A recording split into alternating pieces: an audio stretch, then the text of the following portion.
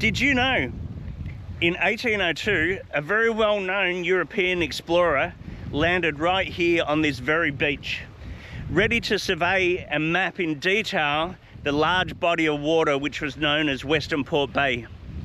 The only problem is, he landed in Port Phillip Bay, and it took him a couple of days to realise. If you didn't know, come here to Bird Rock Beach in Mount Martha.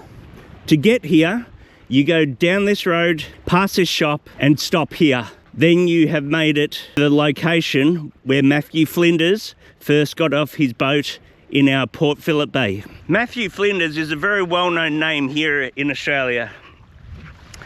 He was given the task back in the early 1800s of circumnavigating the entire coast of Australia and all major inland waterways, mapping it all in detail so people can decide where good settlements could be in this country for the Europeans. We will trace the steps of Matthew and his crew along here from Bird Rock Beach, Mount Martha to Snapper Point in Mornington. The Mornington Peninsula Shire actually developed what they call Discovery Walk up here on the cliff tops, where we have monuments and plaques detailing Matthew's footsteps, some of the local indigenous people, and some of the plants and fauna that was discovered back in those early 1800s. Missing person alert.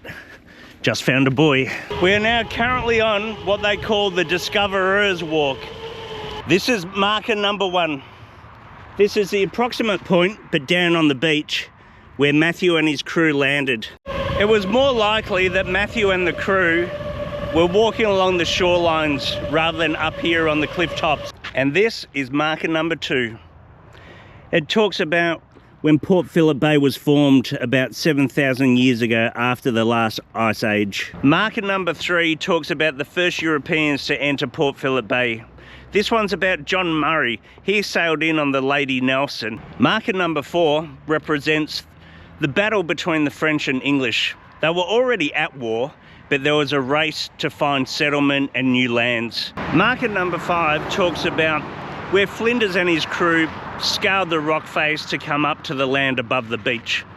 It also talks about Arthur's Seat, the mountain that John Murray named. When Matthew Flinders first anchored at Bird Rock Beach, he actually believed he was in Western Port Bay. It wasn't until days later, when he climbed Arthur's Seat, that he realised he was actually at Port Phillip Bay. Marker number 6 is called the Rip, referring to our Port Phillip heads, that turbulent bit of water on entry to our bay, which is what was described by John Murray and Matthew Flinders as they entered. And they were the first 2 European ships to enter our bay. Matthew's job was to circumnavigate Australia on one of those old timber ships. What a job that would have been. And do you think they were as amazed as what I am when I look out at our Port Phillip Bay? Marker number 7. This is to represent the first European contact with the local Aboriginals along Port Phillip Bay, our first Australians. Marker number 8 was all about flora and fauna. On board there was a gentleman, Robert Brown. He was their naturalist. So he was the one interested in all the animals, the kangaroos, the swans, the bird life, but also the trees and plants. He actually took some specimens back home to report back to the king. Not a bad day for lawn bowls.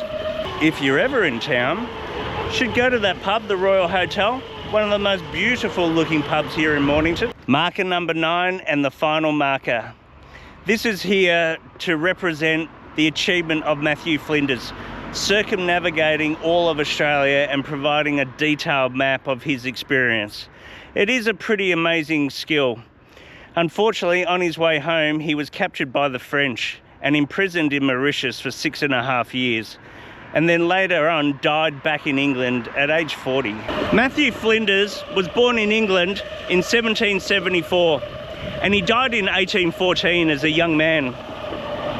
In his younger years, he joined the Navy. He became known for exploring and his exceptional navigation skills. He even worked with George Bass the gentleman who discovered the body of water between Tasmania and mainland Australia, now called Bass Strait. Now let's go check out a statue of Matthew Flinders, mounted here in Mornington Park. This statue of Matthew was erected in 1988 just to acknowledge Matthew as a great navigator and explorer.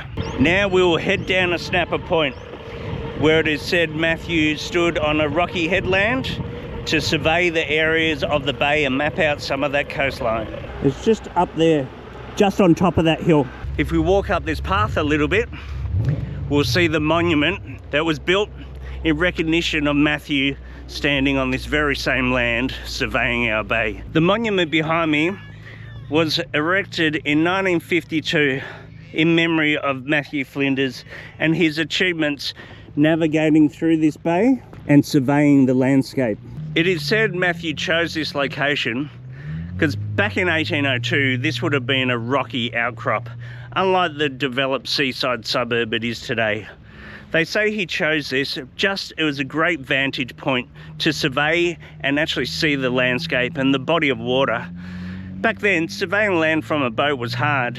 You would always be looking for high points on the land.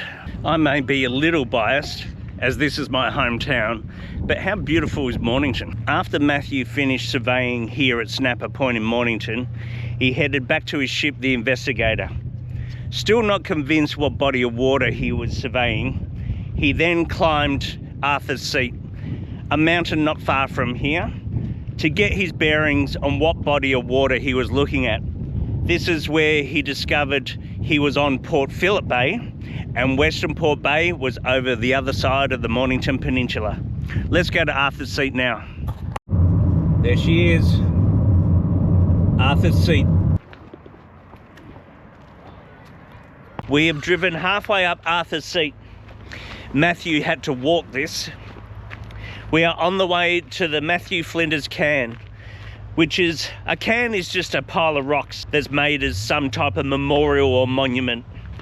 We're heading there because it said this is where Matthew surveyed Port Phillip Bay. This monument was built in 1914, just as an acknowledgement of the spot where Matthew Flinders most likely was standing up here, looking out towards our Port Phillip Bay, trying to work out what body of water he was assessing, and then he realised this is Port Phillip, not Western Port.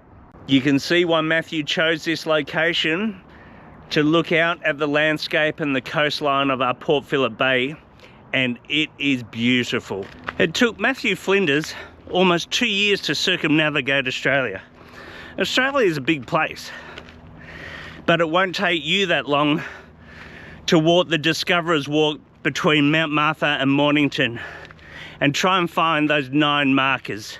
Pick a beautiful day like today. I promise you'll love it.